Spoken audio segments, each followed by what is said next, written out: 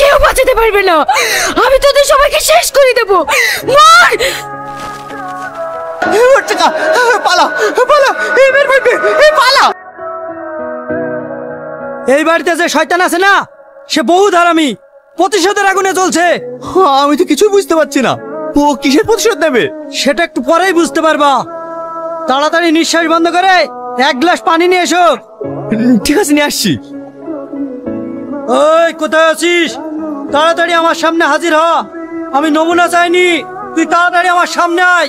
দুটো প্রশ্নের উত্তর নিয়ে চলে যাব।